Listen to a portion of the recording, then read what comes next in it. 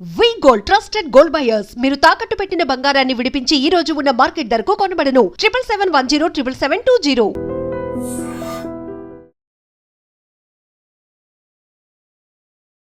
Irene ప్రేక్షకులకు నమస్తే. నేను దేశ్రీ. ఇవాళ మనతో పాటు స్టూడియోలో ప్రముఖ ఆయుర్వేద వైద్య నిపుణులు, వంటింటి వైద్యానికి కేర్ ఆఫ్ అడ్రస్ అయిన డాక్టర్ చిట్టిబొట్ల మధుసూదన్ శర్మ గారు ఉన్నారు. చాలా మందికి మనకి బిస్కెట్స్ తినే అలవాటు ఉంటుంది కదా. చిన్న పిల్లల దగ్గర నుంచి ముసలి వాళ్ళ వరకు కూడా ప్రతి ఒక్కరికి కూడా టీలో బిస్కెట్స్ తింటూ ఉంటారు, పాలలో బిస్కెట్స్ తింటూ ఉంటారు. అసలు బిస్కెట్స్ వల్ల ఎలాంటి లాభాలు ఉన్నాయి, అండ్ ఇలా పాలల్లో టీలో మనం బిస్కెట్స్ తినొచ్చా, బిస్కెట్స్ గురించి ఆయుర్వేదం ఏం చెబుతుంది అడిగి తెలుసుకుందాం. నమస్తే సార్. నమస్తే. సార్, చాలా మందికి బిస్కెట్స్ తినే అలవాటు ఉంటుంది. అంతెందుకు మంత్స్ బేబీకి కూడా మిల్క్లో మనము బిస్కెట్స్ అది తినిపిస్తూ ఉంటారు. అసలు ఈ బిస్కెట్స్ అనేవి ఎట్లా తయారు చేస్తారు? ఆకలి అయినప్పుడు మనకి నోటికి రుచిగా ఉంటుంది. సో అందుకోసమని చాలా మందికి ఇలా మార్నింగ్, ఆఫ్టర్నూన్, లంచ్ మధ్యలో బిస్కెట్స్ తినే అలవాటు, లేకపోతే సాయంత్రం కాగానే స్నాక్స్ లాగా బిస్కెట్స్ తినే అలవాట్లు ఉంటుంది. అట్లా బిస్కెట్స్ తీసుకోవచ్చా? ఎన్నో దొరుకుతున్నాయి మార్కెట్లో. ఓట్స్ బిస్కెట్స్ అని, లేకపోతే ఇట్లా మిల్లెట్స్ బిస్కెట్స్ అని, మల్టీగ్రెయిన్ బిస్కెట్స్ అని, లేకపోతే మనం ఉస్మానియా బిస్కెట్స్ కూడా చాలా ఇష్టంగా తింటాము. ఇవి బిస్కెట్స్ మనం తీసుకోవచ్చా అసలు? బిస్కెట్స్ తీసుకునేటువంటి కల్చర్ విపరీతంగా పెరిగిపోయింది. బిస్కెట్స్ తయారీకి వాడేటువంటి పదార్థం మైదాపిండి. మైదాపిండి దేని నుంచి తయారు చేస్తారు? గోధుమల నుంచి తయారు చేస్తారు. సో గోధుమల పిండే, మరి పాలిష్ పట్టినటువంటి గోధుమ పిండే అనారోగ్యకరంగా పరిణమిస్తుందని చెప్పేసి డాక్టర్లు నొక్కి ఒక్కాణిస్తుంటే, ఆ విధంగా తయారైనటువంటి ఈ గోధుమ పిండి నుంచి మళ్ళీ కొన్ని ప్రక్రియల ద్వారా, అంటే అలాక్సాన్ ఇలాంటి రసాయన పదార్థాలు కలిపేసేసి మైదా పిండిని తయారు చేసేస్తారు. సో ఈ మైదా పిండి ఎలాంటిదంటే మొత్తం అంటుకుపోయేటువంటి స్వభావం మైదా పిండికి ఉంటుంది. అంటే మొత్తం కార్బోహైడ్రేట్స్, దీంట్లో ఎలాంటి పోషక పదార్థాలు ఉండవు. తర్వాత ఈ ఫైబర్ ఉండదు, ప్రోటీన్స్ ఉండవు, తర్వాత దేహానికి ఉపయోగపడే పోషక విలువలు ఉండవు. కేవలం పిండి పదార్థమే మైదా పిండిలో ఉంటుంది. ఇంకొకటి ఏంటంటే, ఈ మైదా పిండి పూర్వకాలం మీకు గుర్తుండి ఉంటుంది, మోస్ట్లీ వాల్పేపర్లకి మైదా పిండితో నీళ్లు కలిపేసేసి వాల్ పోస్టర్లు కనిపించేవాడు. అంటే అది గట్టిగా అంటుకుంటుంది అనమాట. కొంత ఎక్కువసేపు నీళ్లు తడిస్తే కానీ అది ఊడదు. అలాంటి మైదా పిండితో తయారు చేసినటువంటి బిస్కెట్ల రూపంలో మనం ఆహార పదార్థాన్ని తీసుకున్నప్పుడు ఇదే పద్ధతిలో ప్రేగుల్లో అంటుకొని పోతుంది అనమాట. అంత తొందరగా ప్రేగుల నుంచి కూడా వదలదు. మైదా పిండే ఒక రకంగా హామ్ చేస్తుంది. దీనితో బిస్కెట్స్ ఏం చేస్తారు? సో బిస్కెట్స్లో ఫ్లేవరింగ్ ఏజెంట్స్ కలుపుతారు, ట్రాన్స్ ఫ్యాట్స్ కలుపుతారు, కొన్ని రకాలైనటువంటి మోనోసోడియం గ్లూటమేట్ లాంటి సాల్ట్స్ కలుపుతారు, స్వీటనింగ్ ఏజెంట్స్ కలుపుతారు, బైండింగ్ ఏజెంట్స్ కలుపుతారు. అదేవిధంగా నిల్వ ఉండేదానికి ప్రిజర్వేటివ్స్ కలుపుతారు. తర్వాత ప్యాకింగ్ ఎక్కువ రోజుల పాటు బాగా ప్యాకింగ్ ఉండేదానికి కొన్ని కలుపుతారు.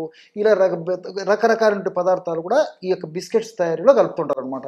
రుచి కోసం, సువాసన కోసం నేను ఇంతకుముందు చెప్పినటువంటి పద్ధతిలో ఇవన్నీ కూడా కలిపేసేస్తే బ్రహ్మాండమైనటువంటి బిస్కెట్స్ తయారవుతాయి.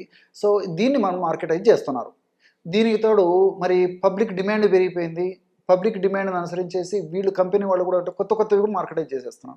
కొత్త ఫ్లేవర్స్తో, కొత్త రుచులతో, న్యూట్రిషియస్ బిస్కెట్స్ అని చెప్పేసి, మరొక బిస్కెట్ అని చెప్పేసి, ఇంకోటి అని చెప్పేసి రకరకాల పేర్లతో మార్కెటైజ్ చేసేస్తున్నారు.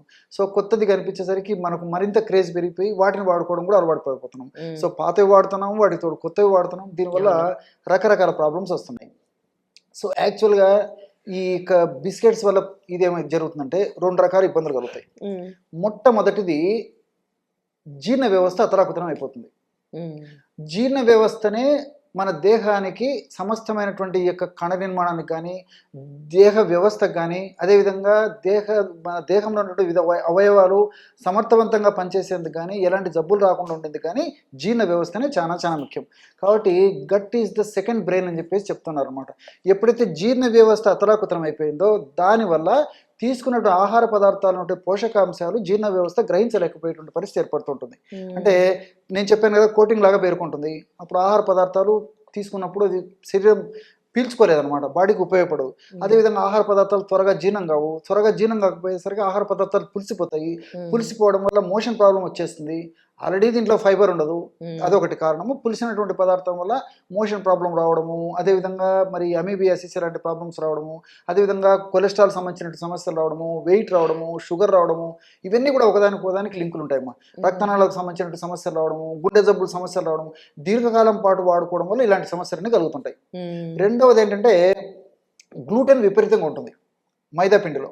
ఈ గ్లూటెన్ ఉన్నటువంటి మైదా పిండిని మనం ఆహార పదార్థాల రూపంలో ఈ పద్ధతిలో వాడుకున్నప్పుడు ఇదేం చేస్తుందంటే మన దేహంలో మరి ఈ యొక్క కడుపు ప్రాంతంలో ఉన్నటువంటి ప్యాంక్రియాస్ అనేటువంటి అవయవము ఒక ఇన్సులిన్ అనేటువంటి ఒక హార్మోన్ ఉత్పత్తి చేస్తూ ఉంటుంది.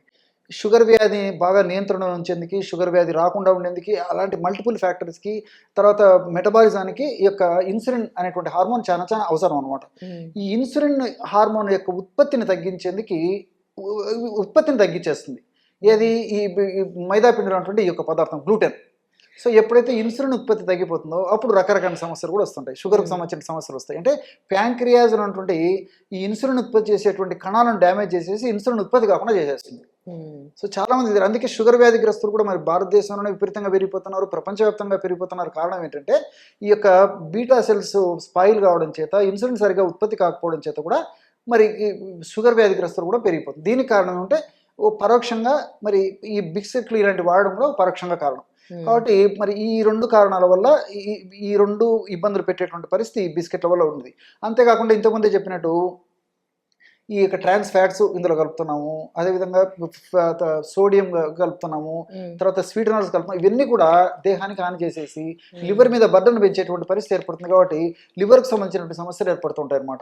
సో టోటల్గా మరి బిస్కెట్స్ దీర్ఘకాలం పాటు వాడుకోవడం వల్ల కొద్ది కాలం పాటు మరి కొన్నాళ్ల పాటు ఎలాంటి ఇబ్బందులు ఉండవు, కానీ రెగ్యులర్గా కంటిన్యూగా ప్రతిరోజు ఈ పద్ధతిలో వాడుకోవడం వల్ల ఏం జరుగుతుందంటే అనేక రకాలైన జబ్బులు, ఆధునిక నాగరిక సమాజంలో మనం చూసేటువంటి అనేక జబ్బులు ఏవైతే ఉన్నాయో, ప్రధానంగా వెయిట్, షుగరు, బీపీ, రక్తనాళాల సమస్యలు, చర్మ వ్యాధులు, అదేవిధంగా కొన్ని రకాలైనటువంటి ఈ క్యాన్సర్స్, ఇవన్నీ కూడా మరి వచ్చేదానికి ఇది కూడా పరోక్షంగా కారణంగా మనం చెప్పుకోవచ్చు అన్నమాట. కాబట్టి ఎటువంటి పరిస్థితులు ఇలాంటి వాటి వాడడం క్షేమదాయకం కాదు, ఆరోగ్యదాయకం కాదు, ఆమోదయోగ్యం కాదు.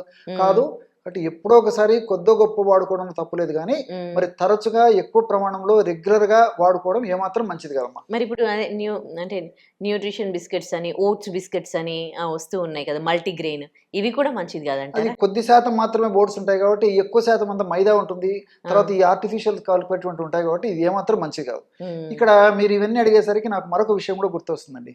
చిన్నపిల్లల నుంచి మరి పెద్దలకు తెలియకపోవడం చేత, అవగాహన లోపం చేత, ఆరోగ్య స్పృహ సరిగ్గా లేకపోవడం చేత పెద్దలే చిన్న పిల్లలకు గైడ్స్ కదండి. అవును, పెద్దల మాట చదిమాట, పెద్దలు ఏది చెప్తే పిల్లలు అది ఫాలో అవుతుంటారు. పెద్దలు చూపించిన మార్గమే కదా. ఒక్కొక్కసారి త్వరగా ఫాలో కాలేరు, కొంతమంది త్వరగా ఫాలో అవుతారు. ఏదైనా పెద్దల మార్గదర్శనమే ప్రధానం వాళ్ళని రూట్లోకి తెచ్చుకోవాలంటే.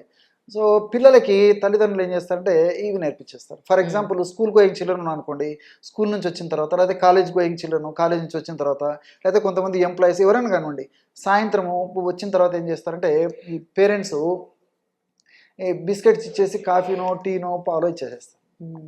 సో బిస్కెట్స్ మంచిది కాదు, మరి కాఫీ, టీలు మంచిది కాదు. రెండు కలిపి ఇవ్వడం వల్ల మరింత హానికారకమైన పదార్థంగా తయారైపోతుంది. సో ఈ విషయం చెప్పేసరికి నాకు మరొక విషయం కూడా గుర్తొస్తుందండి. వేలాది సంవత్సరాల క్రితమే ఆయుర్వేద వైద్య విధానంలో మన మహర్షులు క్షీరేణ లవణం అని చెప్పడం జరిగింది. అంటే నిషిద్ధం. క్షీరేణ అంటే పాలు, లవణం అంటే ఉప్పు. సో పాలు మీకు చెప్పాల్సి మన పాలలో కలిపి తీసుకోవడం తప్పు. అదేవిధంగా టీలో పాలు కలుపుతాం, కాఫీలో పాలు కలుపుతాం. సో పాలు కలపడం వల్ల పాలు తర్వాత ఈ విధంగా లవణం, ఉప్పు ఏదైతే ఉందో అవి లోపల కొట్లాడేటువంటి పరిస్థితి ఏర్పడుతుంది, హానికారకమైన పదార్థం తయారైపోతుంది. సో ఈ రెండు కలిపి పిల్లలకి ఏం చేస్తామంటే మనం ఎంకరేజ్ చేసి ఇస్తున్నాం. సో చిన్నపిల్లప్పటి నుంచి, చిన్న వయసు నుంచి ఇలాంటి అలవాటు చేయడం వల్ల క్రమక్రమంగా నరాలు దెబ్బతినేసేసి, లోపల కణాలు దెబ్బతినేసేసి అంతుబట్టని చిక్కని జబ్బులు కూడా వచ్చేటువంటి పరిస్థితి భవిష్యత్తులో ఉండేటువంటి పరిస్థితి ఏర్పడుతుంది. కాబట్టి ఇప్పటికైనా అవగాహన కలిగి ఉండి తప్పని పరిస్థితులు అయితే ఎప్పుడో ఒకసారి కొద్ది ప్రమాణంలో మరి ఇలాంటివి తీసుకోవచ్చు. అలాంటివి తీసుకున్నప్పటికీ మరి ఫైబర్ అనేటువంటి పదార్థాలు, చియా సీడ్స్ కానీ, తర్వాత ఈ సబ్జా ఇలాంటివి ఏదైనా తీసుకుంటూ మరి ఆ యొక్క దోషాన్ని తొలగించడానికి ప్రయత్నం చేయాలి. కానీ ఎటువంటి పరిస్థితుల్లో రెగ్యులర్గా ఈ బిస్కెట్స్ తీసుకోవడం మంచిది కాదు.